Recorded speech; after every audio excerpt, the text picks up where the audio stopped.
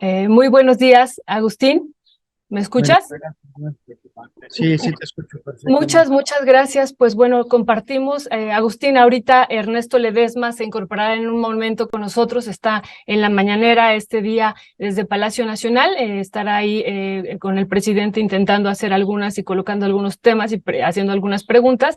Y Agustín, vamos a compartirle a la audiencia. Tú estás desde Egipto y eres director general de políticas para el cambio climático y encargado del despacho de la Dirección General del Instituto Nacional de Ecología y Cambio Climático de la Semarnat. Eres economista y doctor en desarrollo rural. Agustín, pues gracias que nos acompañas desde allá.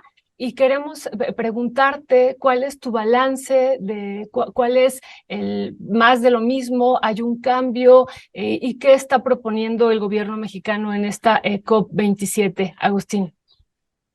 Hola Violeta, pues Hola. primero saludarte. Yo creo que lo que nos queda claro después de esta COP27 es que la crisis climática que estamos viviendo ahorita es sumamente grave. De mantenerse la tendencia de emisiones de gases de efecto invernadero del planeta, terminaríamos el siglo con un elevamiento cercano de la temperatura de 3 grados centígrados, lo cual generaría indudablemente modificaciones muy graves en el clima del planeta, profundizando en algunas regiones la sequía, en otros el elevamiento del nivel del mar, profundizando la intensidad de los huracanes, de los ciclones, el deshielo del Ártico y de otros lugares. Entonces, ante esta situación, México llega a esta COP haciendo algo muy importante, que es ampliar sus ambiciones climáticas. Desde 2015, con los acuerdos de París, México se había comprometido a que en el 2030 iba a reducir el 22% de sus emisiones. Llegamos a esta COP27 con una nueva ambición climática que se sitúa en 35% de reducción de gases de efecto invernadero. Ello indudablemente muestra la voluntad de México por avanzar en la materia, implica un conjunto de acciones que tienen que ver con el sector energético, la electricidad, la electromovilidad, la cuestión de favorecer la reforestación y todo lo que tiene que ver con esa situación. Entonces, eh, México, indudablemente, lo que busca en esta COP es avanzar en lo que es la agenda climática. Eh, Esta COP ha sido denominada como la COP de la implementación, donde estamos sobre todo buscando generar acciones que nos permitan cumplir la meta de reducción de gases de todo el planeta para evitar modificaciones del clima muy por encima del 1.5 2 grados centígrados que nos hemos planteado. Entonces, se están discutiendo muchos temas. Todavía estamos en las últimas 48 horas de la COP27, donde indudablemente veremos cuáles son los acuerdos que se alcanzan. Una de las discusiones más importantes irá alrededor del tema de pérdidas y daños, donde los países industrializados se han negado a hacerse responsables de las emisiones que están generando y poder movilizar realmente recursos a los países ya muy afectados por el cambio climático, como son los países insulares, que ya están algunos de ellos perdiendo los lugares donde están viviendo. Entonces, ese es un tema de discusión y que marcaría indudablemente otra visión sobre la cuestión del clima, pero donde vemos sobre todo que Estados Unidos y algunas otras naciones no quieren asumir esa responsabilidad, ¿no?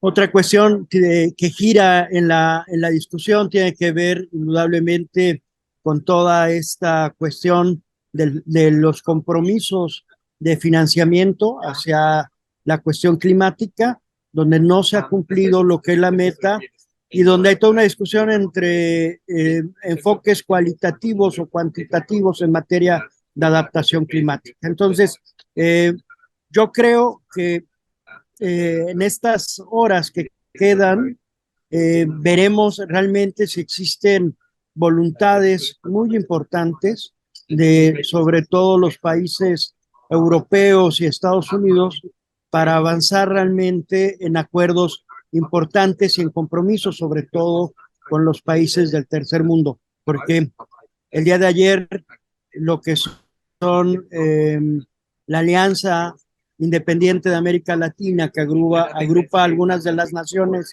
más importantes, junto con el G77 y el China, hicieron un llamado urgente, por ejemplo, atender esta situación de pérdidas y daños y poder avanzar en la materia. Entonces, ese es el punto de discusión tal vez más importante de esta COP, de no lograrse acuerdo, que parece que hacia allá nos perfilamos, pues indudablemente todo esto se trasladará a la discusión del próximo año.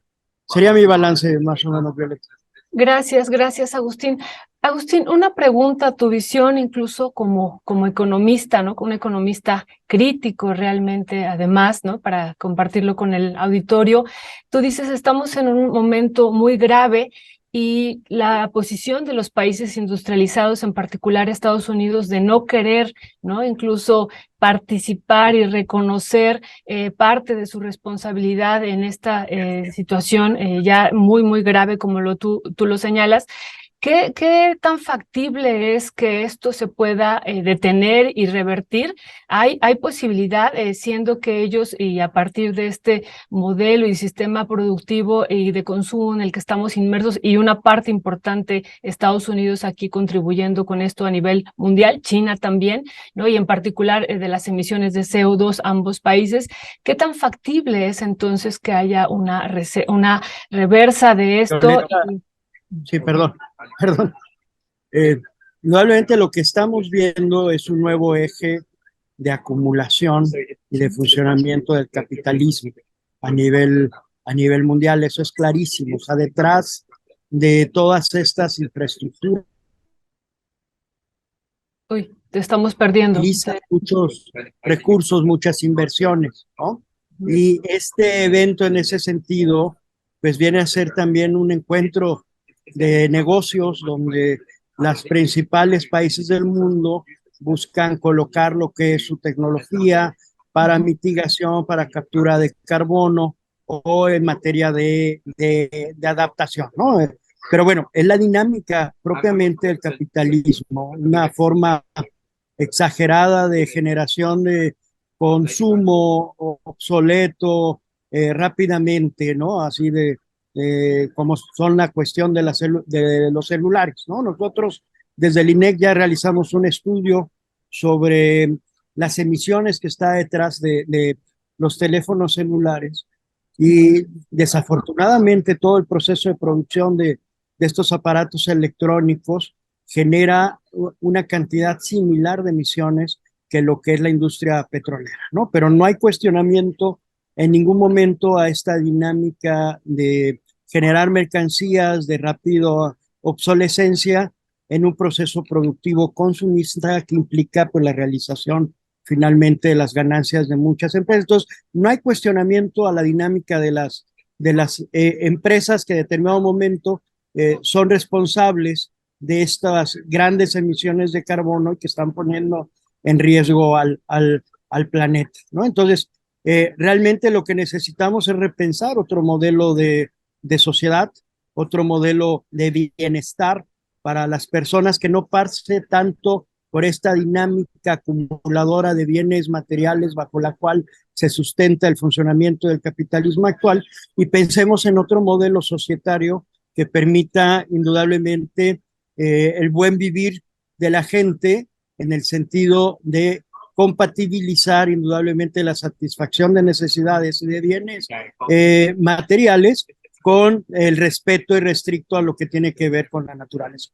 Ahí hay una corriente interesante, por ejemplo, donde México en esta COP impulsó en la redacción del artículo 6.8 de los Acuerdos de París una visión distinta de relación de la naturaleza, poniendo como ejemplo, por ejemplo, la cuestión de los derechos de la madre tierra, la cuestión de indudablemente reivindicar en ese sentido las relaciones sagradas y muy importantes, no solamente materiales que las comunidades indígenas tienen con el territorio, con la vida, con la ecología, ¿no? Entonces, pero te enfrentas a una dinámica muy grande de grandes empresas que indudablemente están viendo la posibilidad de hacer grandes negocios verdes alrededor del mundo con todo lo que viene de transformación de movilidad, de generación de infraestructuras de construcción, con todo lo que indudablemente implican las energías renovables, el cambio de la matriz energética, etcétera, etcétera. Pues muy interesante, Agustín, lo que dices, esta parte de repensar otro modelo societario y sobre todo, bueno, que información nos aportas esto de un encuentro de negocios y de las grandes empresas también que quieren colocar pues sus mercancías, como dices tú, en esta COP27, en el marco de esta transición energética. Y bueno, y justo, Agustín, otra pregunta ya para ir cerrando, sabemos que estás hasta allá. Y te haré una última, sobre el plan Sonora, ¿no? Que el gobierno mexicano señaló que lo iba a presentar en el marco de esta COP27. ¿Tú qué nos podrías decir al respecto? Un breve balance sobre el plan Sonora, Agustín.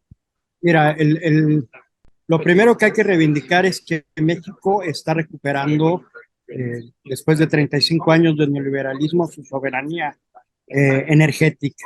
Está indudablemente decidiendo de qué forma se genera la producción de energía en nuestro país y de qué forma transitamos de manera soberana en la cuestión de energías renovables. En ese sentido destacan dos cosas. Uno, la cuestión del litio, donde Sonora probablemente es uno de los estados con mucho potencial, y lo que es la construcción de la planta solar más grande de América Latina, ahí por los rumbos de Puerto Peñasco. El plan Sonora en ese sentido lo que busca es una coordinación del Estado mexicano para la utilización de este recurso mineral estratégico que es el litio y que puede ser parte de toda la cadena de valor de electromovilidad, al mismo tiempo de generar la energía renovable, sobre todo solar, que permita abastecer sobre todo las necesidades del noroeste de nuestro país, ¿no? Entonces, inicia con un parque solar y se construirán otros 5 parques similares en el estado de Sonora, al mismo tiempo de que se generan la instalación de empresas dedicadas a la cuestión de los semiconductores y ecosistemas de aprendizaje alrededor del estado de Sonora, ¿no? Entonces, esto es lo que más o menos se ha venido presentando también, que es un modelo que indudablemente puede servir de base para replicarse en otros lados de nuestro país, sobre todo en cuanto a la utilización de energía renovable para el proceso productivo, ¿no? Entonces, en ese sentido, pues es una iniciativa propia de México que recibe el respaldo de Estados Unidos, pero donde México indudablemente está pensando en la rectoría de la cuestión energética y el modelo de transición y cambio de la matriz energética de nuestro país. Muchas gracias. Entonces, cambio de la matriz energética, que eso es algo importantísimo, y la soberanía también que estabas comentando. Una última pregunta, Agustín. El día de ayer, y estábamos dando esa noticia como parte del resumen que estábamos haciendo hace un momento, participó el presidente electo de Brasil y generó mucha expectativa. Pues si nos puedes compartir algo al respecto, te lo agradeceríamos mucho. Acaba de terminar el presidente de Brasil, aquí estoy, aquí está su esposa, hasta a 10 metros de donde me estoy conectando. Una reunión muy interesante con pueblos indígenas del mundo. Entonces, yo creo que el mensaje de Lula da Silva fue muy importante, en el sentido primero que Brasil regresa fuerte con su agenda climática, segundo que va a defender en el marco de su soberanía la Amazonia, y va a trabajar de manera muy cercana con los pueblos indígenas del Amazonas, ¿no? donde sobre todo habrá que repensar otro modelo de desarrollo para la zona amazónica que no sea este extractivista y de la agroindustria que se viene haciendo en Brasil. Anuncia también, y eso es relevante dentro de la política exterior de Lula da Silva, el apoyo de Brasil a lo que va a ser la cuestión de Indonesia y el Congo, donde con recursos fiscales brasileños se ayudará a la conservación del Congo y de Indonesia, y con ello el 52% de los bosques y selvas de nuestro planeta, incluyendo Brasil. Entonces, despliega toda una estrategia internacional de donde Brasil indudablemente va a hacer cosas de nuevo en África y en Asia, ¿no? En este caso, en una de las naciones más pobladas del planeta. Entonces, es muy interesante. Y donde no sitúa la cuestión del dinero como punto central, ¿no? A diferencia de Joe Biden, que indudablemente hace un anuncio histórico en el sentido de lo que puede movilizarse en préstamos y financiamiento para los países del tercer mundo, cuando tendríamos que hablar de esquemas más directos de cooperación realmente entre los países y no de préstamo, porque también detrás tal vez del modelo hegemónico ambiental a nivel mundial, lo que vamos viendo es que se van generando una nueva dependencia de los países más pobres para poder acceder a estos créditos que tendrán que pagar para poderse generar obras, ya sea en materia de adaptación climática o en cuestiones relacionadas también en materia de mitigación, ¿no? Entonces, no, en ese sentido, por ejemplo, México presentó el asunto de que se canjeara deuda por naturaleza. Todos estos países que indudablemente proporcionan grandes servicios ecosistémicos no pueden estarse endeudando para adquirir tecnología que les permita adaptarse frente al cambio climático. Entonces, esto es algo muy importante donde trabajamos también con otros países de América Latina y del mundo, donde creemos que es fundamental que se reconozca la gran diversidad biológica, toda, ecosistémica que genera el planeta. Agustín, esto de deuda, cambiar deuda por naturaleza, ¿cómo sería? Es un esquema que indudablemente está discutiendo, sobre todo en el artículo 6, fracción 8 de los Acuerdos de París, y donde lo que se busca es indudablemente aquellos países que están ayudando a una captura, que tienen sumideros de carbono muy grandes, pues se les reconozca esa captura y se les suprima lo que es el pago de la deuda externa en la que están, ¿no? Pero es algo que no gusta mucho a los países acreedores, que indudablemente son los que están haciendo también grandes ganancias a costa de grandes desastres naturales que está viviendo el planeta también. Sí, sí, así es, así es. Agustín, pues te queremos agradecer muchísimo que hayas tomado esta llamada desde allá, desde Egipto, y bueno, pues ya estaremos aquí esperando tu regreso. Ojalá y podamos en la próxima semana, ya que haya concluido, volver a contactarte y que nos hagamos, bueno, que nos hagas ya un balance final, ya de cierre. Y pues muchísimas gracias, Agustín. Te mandamos un abrazo muy, muy fuerte desde acá. Y te despedimos diciendo, bueno, que eres el director que también se está incorporando, el director general de Políticas para el Cambio Climático y encargado del despacho de la Dirección General del Instituto Nacional de Ecología y Cambio Climático de la Semarnat. Muchísimas gracias, Agustín. Te mandamos un abrazo. Muy linda tarde por allá, noche, ya casi, ¿verdad? Ya anocheció. Ya anocheció. Pues muy linda noche, Agustín. Un abrazo. Gracias. Igualmente.